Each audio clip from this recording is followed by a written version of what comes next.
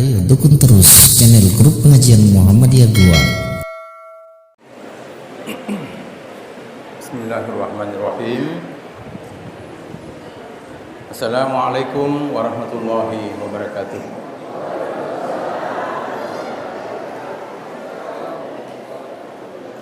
Alhamdulillahirabbil alamin wa bihi nasta'inu ala umuri dunya waddin. Wassalatu wassalamu ala asyrafil anbiya wal mursalin wa ala alihi wa ashabihi wa mawala, amma ba'd. Fa ya ibadallah, usikum wa iyaya bitaqwallah faqad fazal muttaqun wa ussukum ala ta'atillah wa ta'atir rasul la'allakum turhamun. Faqad qala Allah ta'ala fil Qur'anil Karim wa huwa asdaqul qailin kuntum khaira ummah ukhrijat lin-nasi ta'muruna bil ma'ruf wa tanhauna 'anil munkar wa ulaika humul muflihun. Wa summa qala Allah ta'ala aidan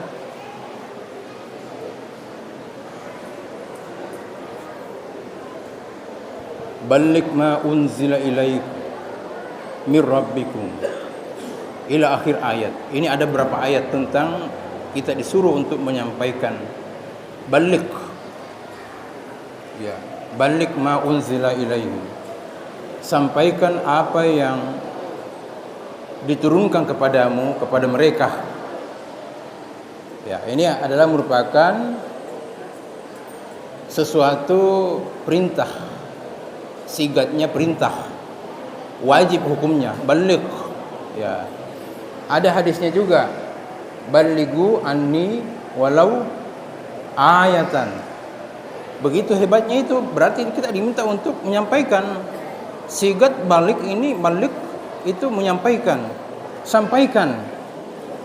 Jangan tidak menyampaikan, jangan hanya diamkan. Ya, ada aja. Ada temanya di situ ya, masya Allah. Sebentar kita masuk kepada pembahasan keterjihan tentang tuntunan sholat. Kemudian saudara berbahagia,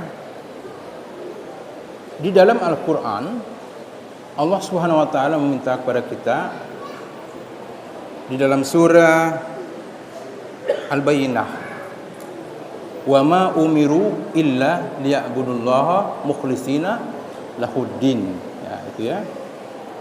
Jadi kita pertama-tama tadi disuruh untuk menyampaikan. Di dalam ayat lain, ud'u ila sabil rabbik bil hikmah wal mau'idah. Saya kira itu sudah banyak dibahas. Ya. Sesuatu berbahagia, kita diminta untuk berdakwah juga, ya. Jadi kalau dibicarakan tentang apa dakwah itu, apa itu tablik, menyampaikan, apa bedanya dan seterusnya, itu sudah dikaji. Saya kira mudah-mudahan kita sudah kaji semua. Pak Kiai sudah, apa itu artinya balik, tablik, dan apa artinya dakwah. Kalau dakwah itu adalah menyampaikan kepada kaum muslimin dan di luar kaum muslimin. Sedangkan balik itu menyampaikan di dalam internal kaum muslimin, lebih kuat di situ. Jadi kalau dakwah Islamiyah berarti dia menjurus kepada pembicaraan yang lebih jauh daripada, bukan hanya sekedar di dalam internal Islam, tapi keluar berdakwah. Ya, kalau bertablik itu berarti di internal kita. Kalau seperti ini apa namanya? Tablik atau dakwah? Tablik. Tablik. Ya, oleh karena itu maka tablik ini wajib hukumnya untuk dicerahkan, untuk bagaimana kita sebagai kaum muslimin itu bisa mengambil peran di situ. Jadi tidak ada yang tidak menyampaikan, tidak balik. Ya, oh iya. Oh dipakai. Ya, oh iya. Agak cerah ini ya. Tadi saya agak ya. Baik. Jadi itulah yang di dalam Al-Quran, ya, begitu banyak ayat-ayat tentang balik. Kalau tidak salah, ayat tentang tablik ini itu ada barangkali ada 9 ayat dalam Al-Quran. Kemudian dakwah juga hampir sama ya banyaknya. Oleh karena itu maka ini diulang berkali-kali dalam Al-Quran. Artinya ini merupakan sesuatu yang sangat penting dalam Islam kita, yaitu menegakkan Quran dan Sunnah Rasulullah yang makbulah, ya. Saya sangat berbahagia. Kemudian di dalam visi Muhammadiyah kita diminta untuk supaya menyampaikan itu ada ayatnya, kuntum khaira ummatin ukhrijat linnas, ya, bahwasanya sesungguhnya kalian itu adalah sebaik-baik umat. Nah, ini perlu kita kaji juga, ini sebaik-baik khaira ummah ini. Siapa khaira ummah itu? Yaitu ukhrijat linnasi ta'muruna bil ma'ruf. Yang lahir, yang keluar, kharaja, yang keluar, ya. Ukhrijat linnasi terhadap kepada manusia, ya, ta'muruna bil ma'ruf wa tanhauna 'anil munkar. Ini barangkali merupakan visi Muhammadiyah, yaitu ta'muruna bil ma'rufi wa tanhauna 'anil munkar. Jadi ada banyak, ini ada 2 ya. Pertama, menyuruh kepada kebajikan, menyuruh kepada hal-hal apa yang diperintahkan Allah untuk ditegakkan, ya, apa yang bagaimana supaya diindahkan, dilaksanakan oleh kaum muslimin, oleh umat yang beriman ini. Dan yang kedua adalah melarang daripada apa yang dicegah oleh Islam, oleh Allah Subhanahu wa taala. Ya, ini juga merupakan poin yang sangat penting, di mana jangan kita berpatok hanya kepada ta'muruna bil ma'ruf kemudian wa tanhauna, itu kurang. Ya, ada yang mengatakan bahwa begini Ustaz, karena Al-Qur'an mengatakan ta'muruna bil ma'ruf, maka itu yang diutamakan. Ya, wa tanhauna 'anil munkar itu kedua. Ya, itu merupakan satu pandangan. Tetapi di dalam kajian kebahasaan itu ada namanya waw itu diartikan bisa didahulukan dan bisa dibelakangkan. Jadi mana yang penting di situ? Jadi kita ini sebagai umat Islam ini harus berbanding itu, Pak. Jadi jangan hanya menyuruh orang salat, menyuruh orang puasa, zakat, ya, dan seterusnya, tetapi tidak melihat bagaimana kemaslahatan umat.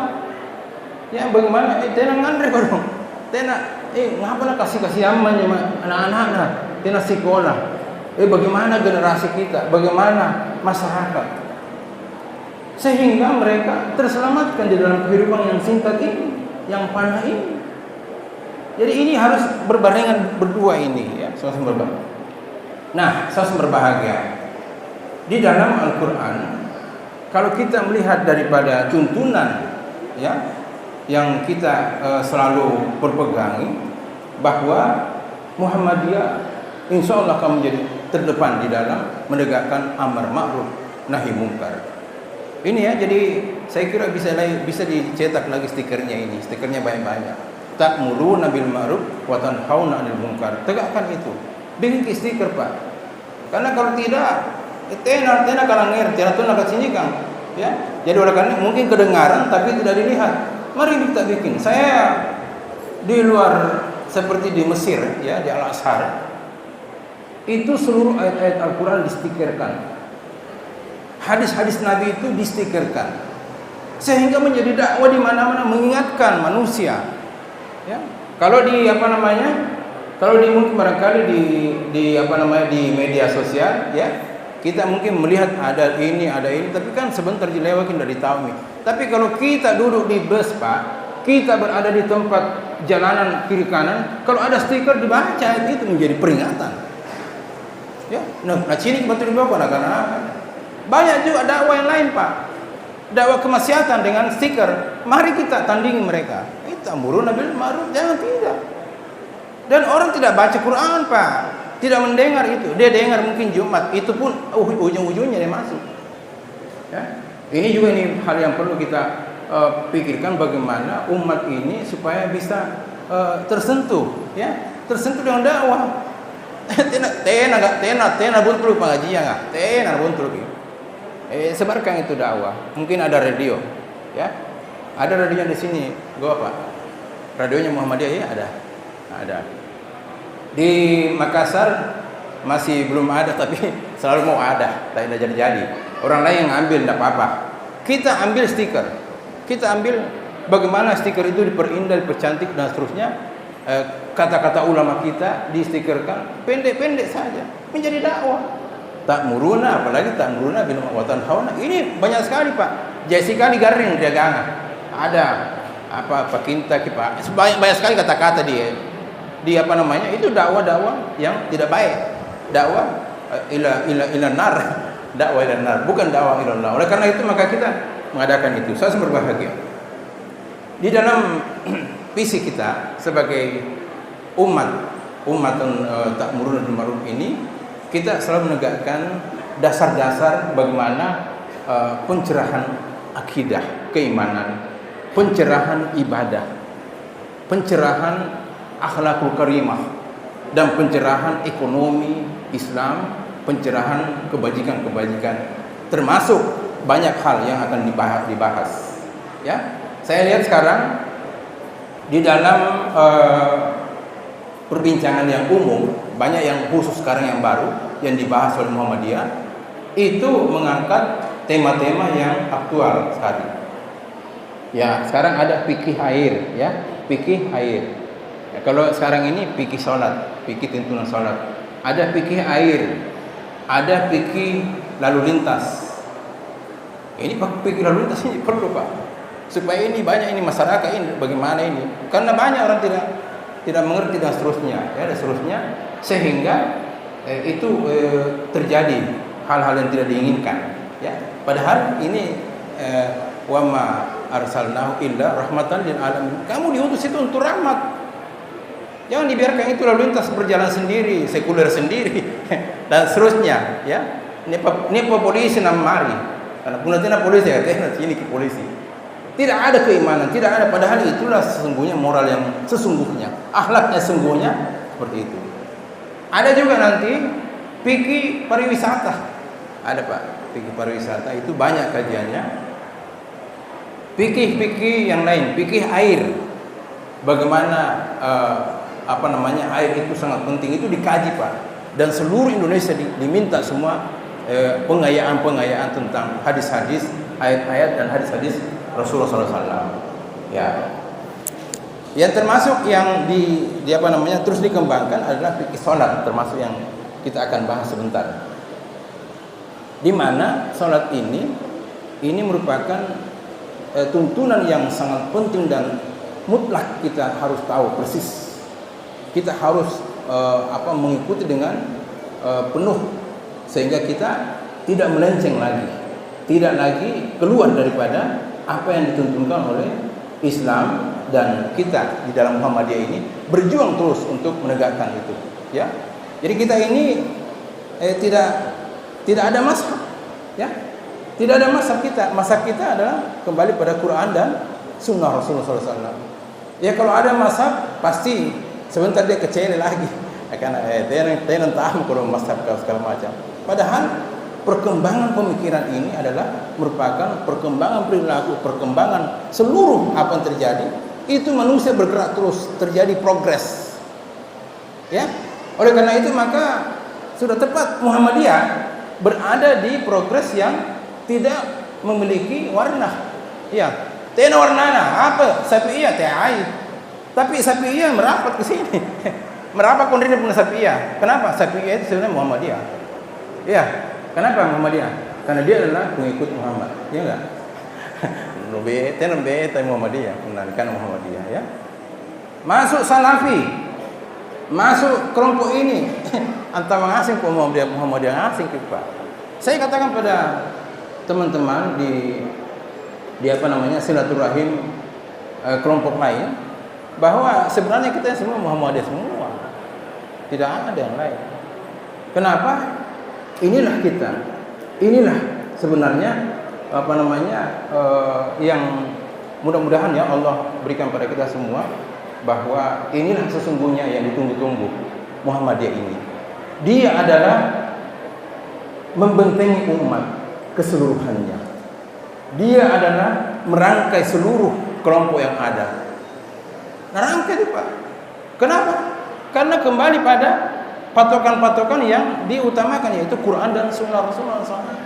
Yang makbulah tadi sudah dikemukakan, ada makbulah itu adalah ada tingkatan-tingkatannya Pak. Ada yang istimewa, ada yang spesial, ada yang ini seterusnya ya. Muhammadiyah itu mengambil semuanya. Kalau Anda lemah dalam hadis, dalam rujukan, tinggalkan Pak. Ada yang baik, ngapa nanti nolak deh, bajikan. Ada yang lebih baik, yang mana Anda pilih? Baik atau lebih baik? Yang mana Anda pilih? Lebih baik atau istimewa? Begitu, itu namanya pergerakan. Pergerakan Muhammadiyah itu seperti itu. Sama dengan tentang fikih sholat kita. Fikih sholat kita itu kembali kepada apa yang dilakukan oleh Rasulullah SAW. Bukan Syafi'i, bukan Hambali, bukan Hanafi, bukan Ahmad, bukan Salafi, bukan apa, tidak ada. Tapi kembali pada Rasulullah SAW. Nah, ini barangkali yang perlu kita. Oleh karena itu maka di dalam ini saya bisa berdiri ya untuk menjelaskan tentang salah satunya saya akan baca di sini, yaitu A'udzubillahi minasyaitonirrajim. Innal ladzina yatluna kitaballahi wa aqamus shalah. Ya. Jadi Bapak berbahagia, ini sesungguhnya orang-orang yang yatluna mentelaah kitab Allah Subhanahu wa taala wa aqamus shalah. Nah, ini Al-Quran mengatakan wa aqamus shalah. Jadi beriringan kita salat baca Quran. Baca Quran, baca terjemahannya Pak. Ada di sini Pak tadarusnya. Tadarus kita, tadarus menghafal membaca Quran. Saya di mahasiswa saya Pak, tidak boleh naik tingkat atau lulus kalau tidak menghafal juz amma. Dan maknanya. Kalau itu yang lulus saya luluskan, kalau tidak, enggak. Baru dia menganga, begitu Pak. Coba saya tanya kamu, apa artinya kul huwallahu ahad? Coba bacakan, dia hafal. Kul huwallahu Allahu samad lam yalid wa lam yulad. Coba wal asri innal insana lafi. Coba terjemahkan kita.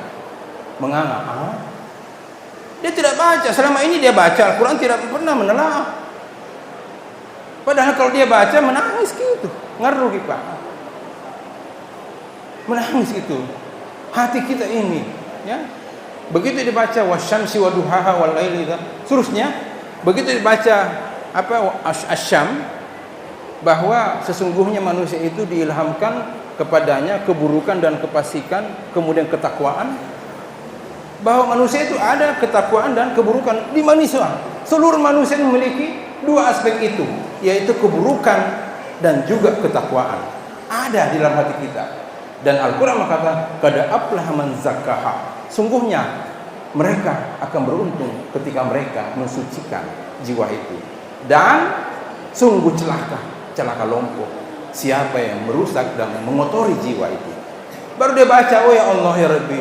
Begitu pemaknanya Ustaz. Iya, baca itu nak, jadikan sebagai pegangan hidupmu sampai kamu menghadap pada Allah. Sekalian berbahagia. Kemudian ini artinya apa? Kita diminta untuk membaca Al-Quran. Jadi kalau kita sholat Pak, itu baca tongkel Al-Quran. Ibu-ibu baca Al-Quran. Kalau membaca itu, saya mau tanya, membaca itu apa tujuannya membaca? Saya mau tanya, apa tujuannya membaca? Saya mau membaca Quran. Mau membaca tajwidnya?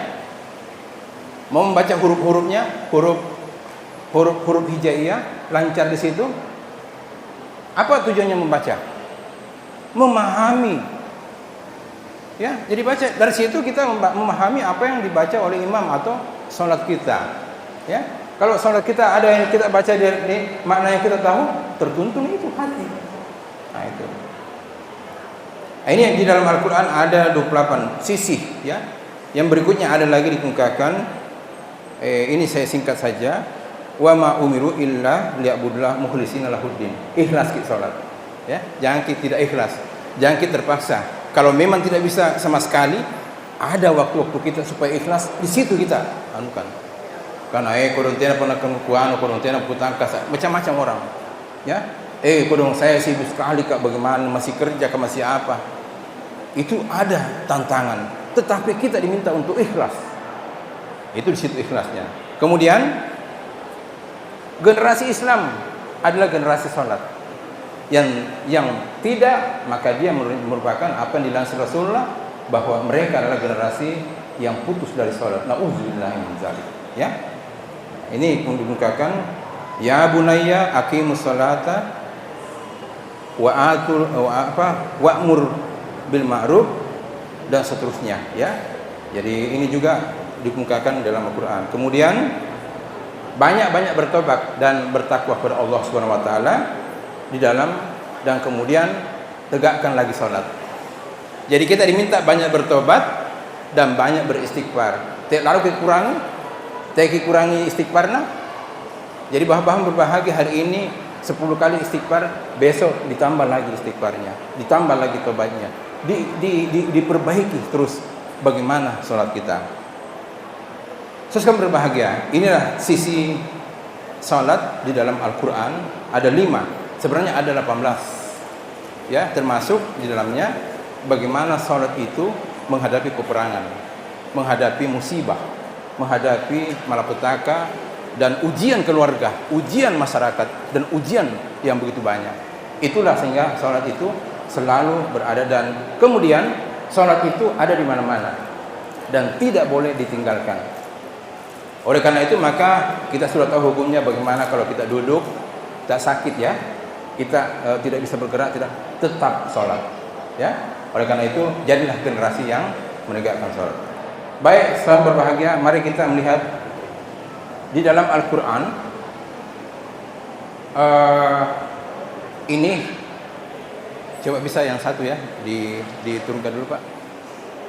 Ya, salat ya, ya. Ini ya, langsung saya kita masuk, karena definisi salat itu artinya salah satu maknanya adalah doa. Jadi kalau kita melihat arti daripada sholat yusolli, sholatan, itu artinya doa, meminta. Jadi kalau kurang meminta, tidak ada mintanya di situ, tidak ada harapannya, berarti tidak dianggap sholat dari pengertian bahasa. Ya, kalau pengertian sholat dari pengertian usul fikih atau pengertian kaidahnya, bahwa sholat itu dimulai dengan takbiratul ihram, kemudian membaca segala macam sujud, ruku dan seterusnya, kemudian ditutup dengan membaca salam, ya. Nah, persiapan sholat yang pertama adalah mengetahui masuknya waktu sholat. Kedua, menutup aurat. Ya, ini saya kira pandangan umum. Suci badan, pakaian dan tempat sholat dari najis. Ya, jadi jangan sembarang sholat tapi di tempat-tempat yang bersih. Kalau tidak ada yang bersih, pakai misalnya sapu tangan kah atau apa, sehingga tidak kotor kita punya. Sebab sujud saja kita yang diharapkan, sujud kita di hadapan Allah, ya. Suci dari hadas kecil dan hadas besar. Ini saya kira kalau dibahas panjang ini, ya.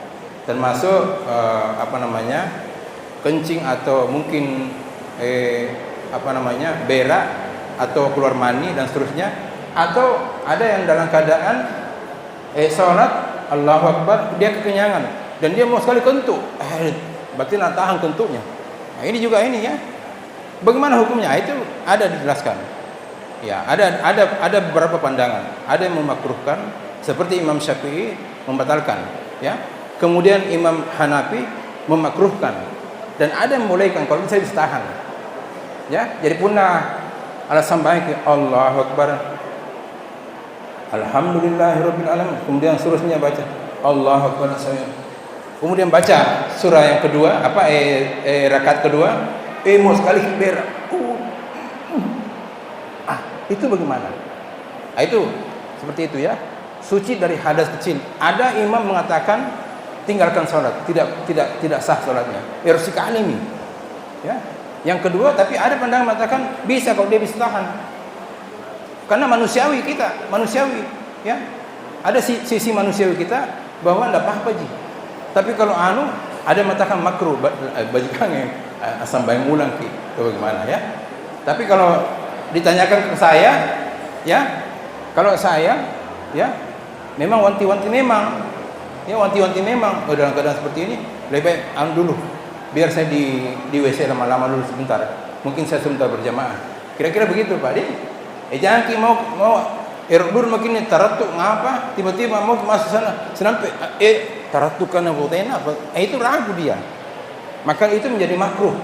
Oleh karena itu seperti dikemukakan Imam Syafi'i, dia mengatakan abtalahu, beliau mengatakan membatalkan, ya lebih baik membatalkan. Kemudian berikutnya Pak, lanjut tata cara sholat. Nah ini ya tata caranya sholat. Ya, lanjut. Nah, berdiri tegak menghadap kiblat dan berniat ikhlas karena Allah. Nah, ini ada hadisnya. Ya, Nabi istaqbalal qiblah. Ra'aitu Rasulullah sallallahu alaihi wasallam. Aku melihat Rasulullah SAW itu ketika mau sholat beliau mengarah ke kiblat, tidak lagi mengarah ke kiri ke kanan, tidak lagi, tapi dia mengarah ke kiblat, ya. Nah itu kita semua diminta begitu, seperti itu. Kemudian ikhlas karena Allah, mengarahkan pandangan ke tempat sujud saat berdiri. Ya, jadi saya kira Allah, kalau kita itu mengarahkan wajah kita di tempat sujud kita. Nah, begitu ya. Melakukan takbiratul ihram dengan mengucapkan Allah. Saya kira itu sudah, ya. Jadi mengucapkan Allahu Akbar. Ada mengatakan Allahu Akbar ketika iza rafa'a yadayhi wa qalu Allahu Akbar. Allahu Akbar. Ada mengatakan Allahu Akbar. Nah ini bagaimana? Tidak ada pertentangan, hanya pendapat yang berbeda-beda, tapi tidak ada yang membatalkan satu sama lain. Ya. Nah, penjelasannya setelah berdiri tegak dengan pandangan arah sujud, lakukan takbir seraya mengangkat. Saya kira itu, yang sudah dibahas. Ya, itu ra'aitu Nabi Sallallahu Alaihi Wasallam. Ada hadisnya. Jadi ini Pak Eroki asam bayang ini hadisnya. Nah, karena kamu nih kalau salah ki ada hadis itu Pak. Kita tidak ikut pada siapa-siapa ya, tidak ikut, tapi ikut pada Rasulullah dengan hadis dari hadis riwayat Bukhari lagi, luar biasa ini Bukhari ya. Kalau Bukhari yang sudah mencanangkan, maka tidak ada yang bisa melawan daripada perawi-perawi lain ya. Ya, lanjut. Bersedekap dengan meletakkan tangan di atas dada. Allahu Akbar. Dengan cara telapak tangan kanan menggenggam pergelangan tangan. Ya, menggenggam pergelangan ini ya. Ini Pak. Bukan begini ya. Tapi tidak ada begini. Yang ada di sini. Itu hadisnya dikemukakan. Ya, ya. Jadi kalau salat kita digenggam tangan di atas dada. Nah, di atas dada ini juga ada di atas dada, itu di atasnya dada begini. Ada orang mengatakan di atas dada begini, di atasnya benda ada, di atasnya. Nah, padahal maknanya di atas dada di sini, bukan di atasnya. Itu pengertiannya. Ada yang mengatakan bukan begitu maknanya. Di atas dada itu di atasnya dada. Bukan begini di atasnya dada. Ada itu Pak. Allahu Akbar. Begitu Pak Di. Sampai dia naik begini. Nah, itu tidak salah, tetapi sedikit ada kekurangan karena dibahas bahwa bukan begitu maknanya. Maknanya adalah di atas dada. Kemudian berikutnya membaca doa iftitah.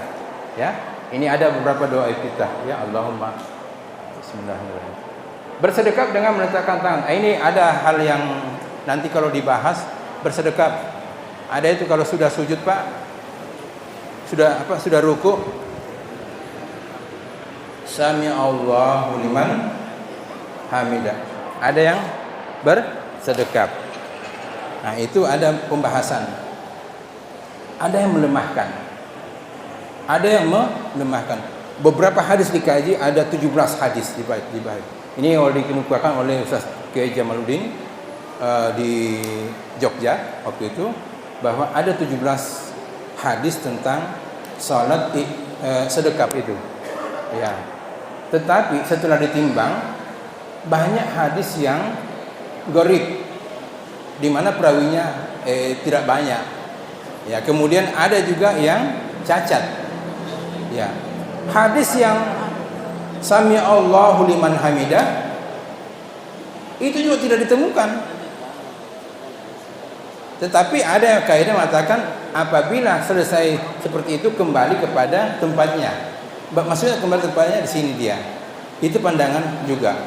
Ternyata saya juga memberikan juga pembahasan juga di situ.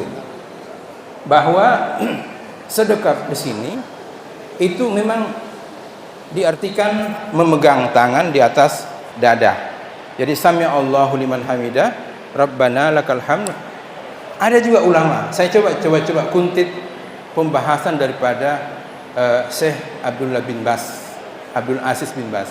Saya kuntit beberapa ulama dari Qatar itu membela, bahkan mengatakan Sami Allahu liman hamidah itu bersedekap dia.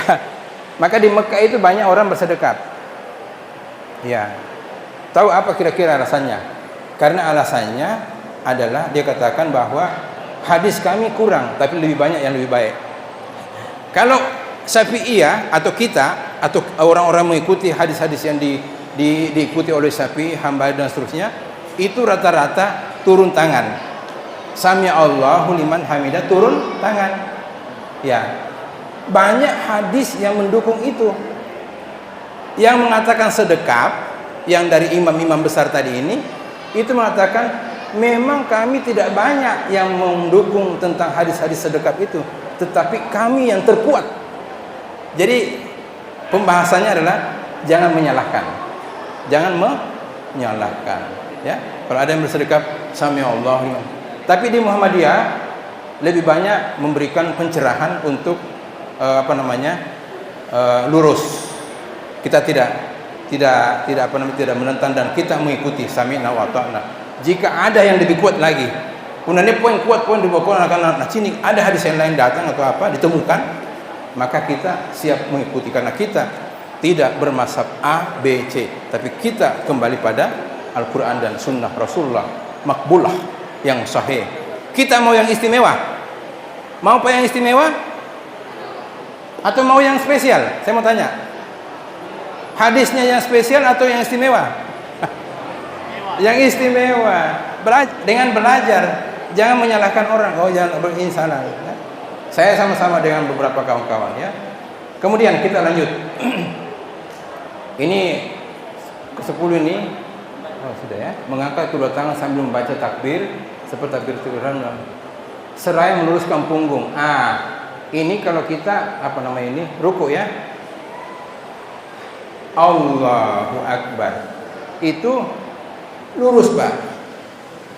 Lurus. Ya. Berapa lama waktunya kita ruku?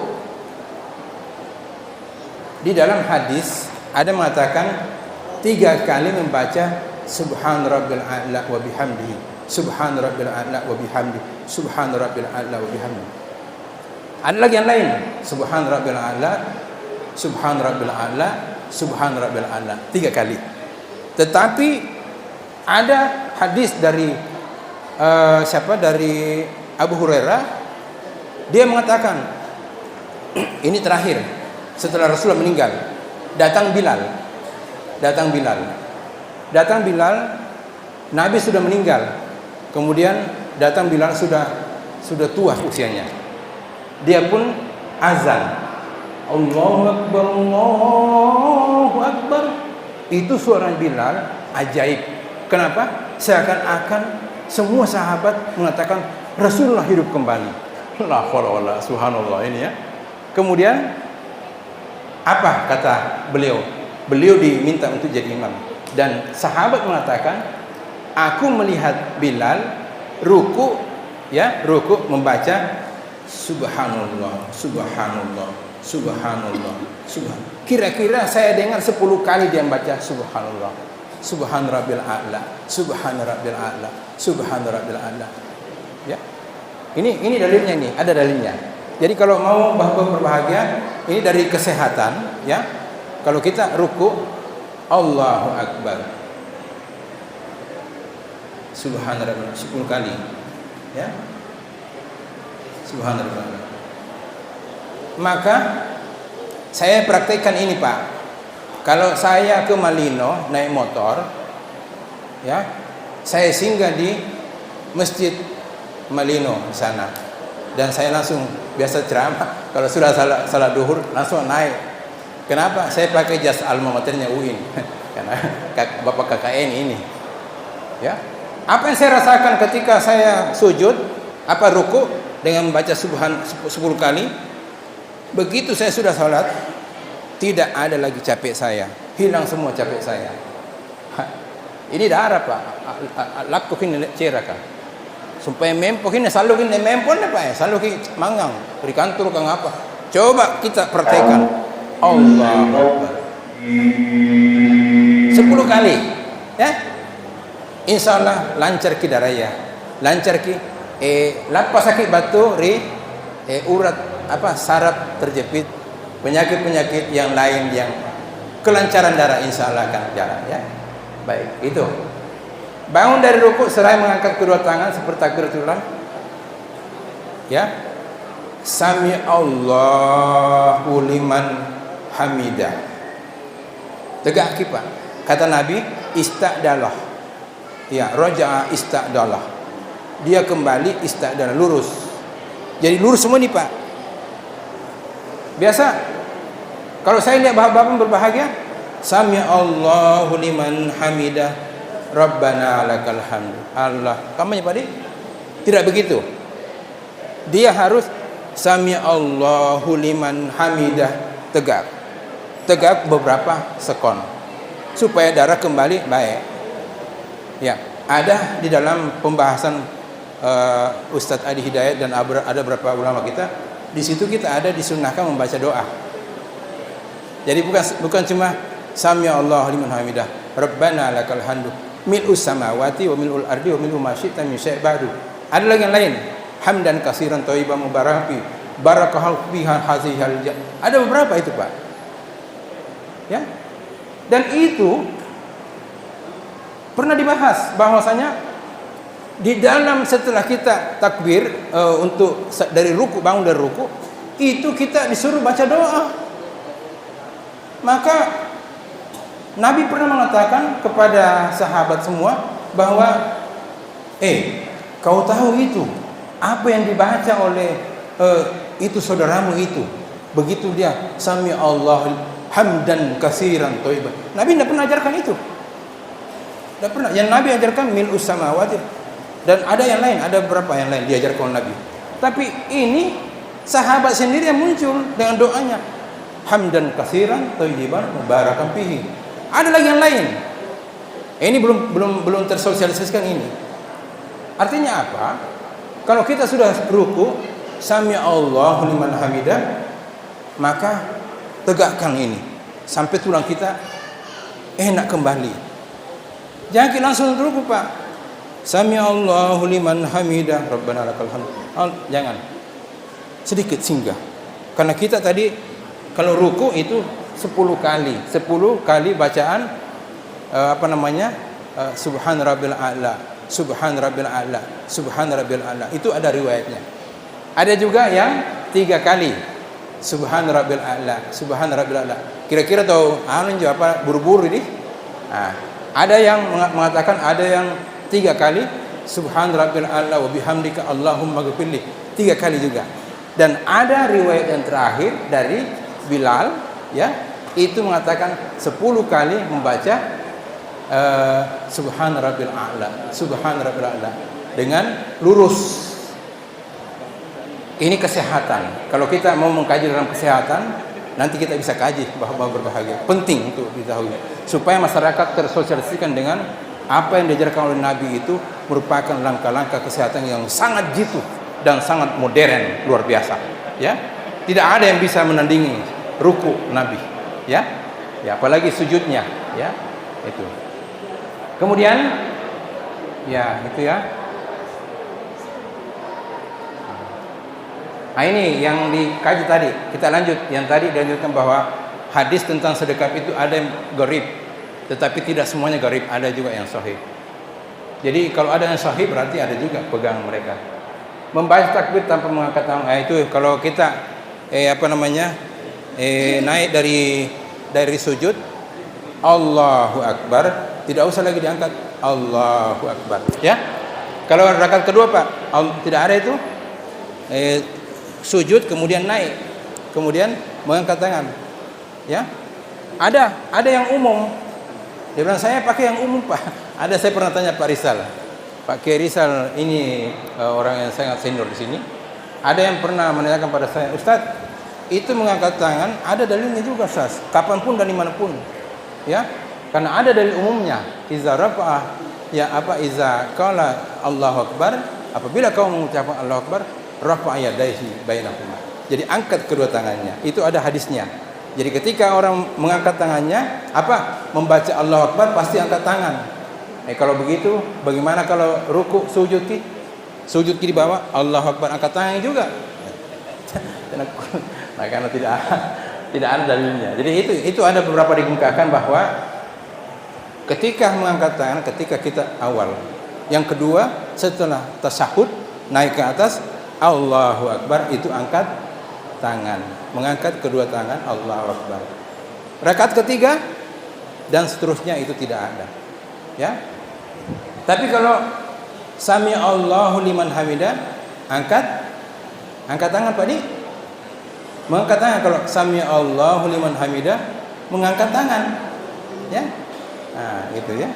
Jadi itu yang ada dalilnya, mengangkat tangan dan awal dan kemudian ba'da tasyahud, ya. Kemudian ini juga membaca takbir, meletakkan kedua lutut di sujud. Nah, ini saya kira biasa ini menekukkan jari kaki. Nah, ini juga ya. Jadi kita sholat Tuhan berbahagia. Ini semua yang ada dalilnya kita mau, ya. Yang ada dalilnya dan dalil yang kita pilihkan ini yang terbaik. Dalil yang sudah dirajih tadi Ustaz katakan, dicari mana yang dalilnya yang betul-betul sudah rajih. Tidak ada di atasnya, ya kalau seperti itu. Itu kalau Nabi itu tangannya di sini, tidak di sini, ya tidak di sini Pak De, ya tapi di sini dan ini begini, ya tidak Allahu Akbar, tidak begitu ya, tapi begini. Ini lurus, betul-betul memenuhi standar kesehatan, ya luar biasa. Kemudian meletakkan kedua tangan, dahi dan hidung di tempat sujud. Jadi kedua tangan, dahi, ya, hidung dan di tempat sujud. Ya, itu. Merenggangkan kedua jari sejajar bahu serta merapatkan jari. Ini saya kira sudah digenggamkan, ya, itu digenggam.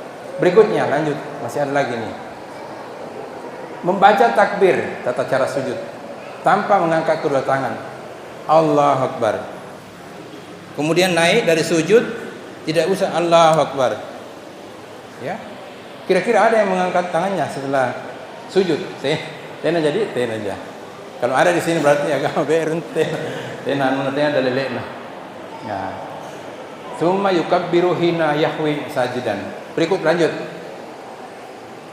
Ya, meletakkan kedua lutut sebelum kedua tangan. Saya kira ini sudah ya dari yang diriwayatkan tentang sujud tadi. Ya, ini juga sama sujud tadi juga ini ya. Ya, ini juga mengenai, saya kira sudah dibahas Ustaz Rizal sudah bahas itu. Kita sujud kaki dulu, tangan dulu. Yang ada hadisnya, ada beberapa orang itu tangan dulu. Ada tulut, ya lutut yang pertama. Kemudian ada yang tangan dulu, ya. Itu sebenarnya hadisnya dianggap lemah. Kenapa? Goncang maknanya. Karena setelah dicek oleh para ulama kita tidak seperti itu maknanya. Dia membalik maknanya, sehingga yang pertama itu tangan dulu. Di dalam hadis yang sahih yang diriwayatkan oleh Hasim bin Sinat itu dikemukakan bahwasanya diriwayatkan oleh Tabrani, Bukhari, Muslim, Tabrani dan seterusnya, itu pertama-tama adalah lutut dulu, Allahu Akbar, baru tangan. Ya, saya kira itu Bapak berbahagia, itu yang perlu kita alami supaya, karena apa yang kita lakukan ini semua ada dasarnya, bukan kalau kilah, nakana naik, ada hadisnya, ada jejak dari Rasulullah Sallallahu Alaihi Wasallam. Baik, seterusnya ya. Ini juga sama, pembahasan ini bermasalah dengan ada yang gorib ya dan seterusnya. Lanjut. Nah, posisi tumit ketika sujud bisa dilaksanakan sesuai dengan kenyamanan ya, direnggangkan atau dirapatkan. Karena hadis-hadis yang menjelaskan kedua hal ini tidak ada yang dijadikan hujah, tidak ada yang kuat. Apakah kita punya kaki itu rapat di belakang atau direnggangkan sedikit atau apa? Boleh dua-duanya. Tidak ada yang hujah. Ya, semua itu dengan kalau dia sujud, kalau dia duduk iftiras begini. Ya, kalau dia duduk tawarruk itu mau tahiyat terakhir itu begini. Ya. Pak Di, begitu sudah kita pahami. Itu semua ada dalilnya yang sahih dan sharih. Dan itu kita mengikuti Rasulullah Sallallahu Alaihi Wasallam. Kemudian lanjut. Nah, ini juga ada pembahasan, tapi pembahasan ini masih dalam pembahasan bagaimana merajihkan kembali. Nah, bangun dari sujud untuk duduk iftiras sambil membaca takbir tanpa mengangkat tangan. Saya kira sudah. Bangun dari sujud seraya membaca takbir tanpa dan duduk seperti duduk iftiras sebentar, lalu berdiri untuk rakaat yang kedua dengan menekankan telapak tangan pada tempat sujud.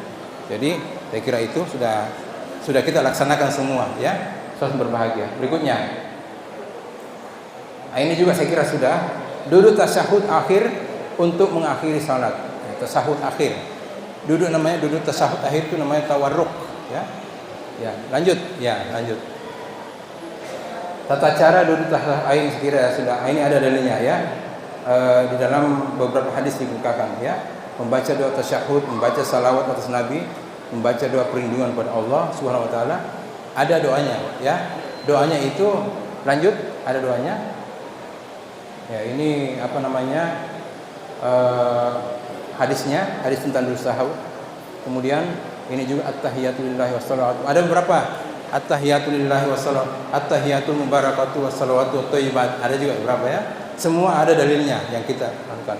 Berikut, lanjut. Doa perlindungan. Allahumma inni a'udzubika min azabi jahannam wa min azabil qabr wa min fitnatil mahya wal mamati wa min syarri fitnatil masiihid dajjal. Ada 4 perlindungan kita wajib minta kepada Allah. Yang pertama adalah jauhi aku daripada, lindungi kami daripada azab jahannam, dari azab kubur, dari fitnah hidup dan fitnah mati, dan fitnah Masiihid Dajjal akhir zaman. Fitnah keburukan yang diperbaiki kemudian dia seakan-akan baik dan benar padahal itu sesungguhnya Dajjal ya. Ya, terusnya ya mengakhiri salat, salam menutup rangkaian salat, lalu salam Assalamualaikum warahmatullahi wabarakatuh, kemudian atau Assalamualaikum warahmatullahi. Jadi ada dua Pak ini. Assalamualaikum warahmatullahi wabarakatuh. Assalamualaikum warahmatullahi wabarakatuh. Ada juga hadis yang mengatakan Assalamualaikum warahmatullahi. Assalamualaikum warahmatullahi tanpa wabarakatuh. Ya, ada hadisnya. Jadi, saya kira itu barangkali apa yang kita sampaikan. Mungkin masih ada waktu untuk kita tanya jawab ya. Nah, ini juga dalil kaifiyat. Ada berapa? Nanti ditebarkan saja ya. Ya. Saya kira ya, tapi dulu apa yang kita sampaikan pada kesempatan ini, saya silakan kepada moderator untuk mengambil alih. cukup menarik apa yang dibawakan atau materi yang dibawakan oleh Ayahanda Dr. Nur Abdul Jayatul Iman. Semoga apa yang dibawakan oleh beliau dapat bermanfaat kita semua. Ya. Mungkin bagaimana Ayahanda Ustaz Isan, ada sesi pertanyaan? Padahal. Ayat ini karena